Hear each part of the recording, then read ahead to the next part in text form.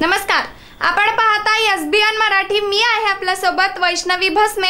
एक नजर टाकूयात आजच्या हेडलाईन्सवर।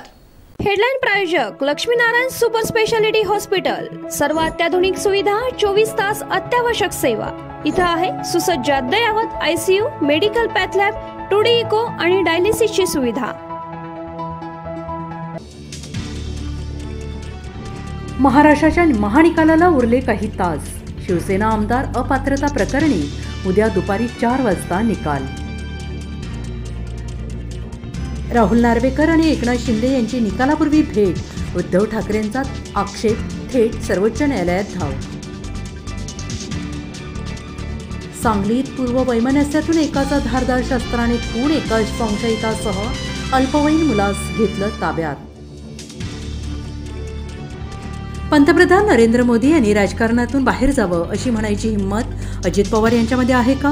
रोहित पवार पहिल्यांदाच आक्रमक। आज रवींद्र वायकरांवर आयकरची धाड, उद्या साळवींच्या कुटुंबाची एसीबी चौकशी। निकालापूर्वी ठाकरेंच्या आमदारांच्या मागे तपास यंत्रणांचा ससेमिरा। भविष्यात मला कितीही त्रास झाला, अटक झाली तरी मी ठाकरेंची साथ सोडणार नाही। एसीबी चौकशीवर राजन साळवींचे स्पष्ट बोल।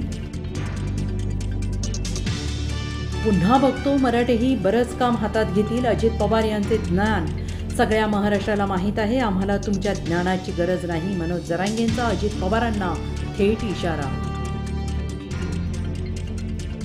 संविधानाशी इमान राखा, भाजपच्या संविधानाने गेल्यास न्याय होणार नाही, आदित्य ठाकरेंची भावना।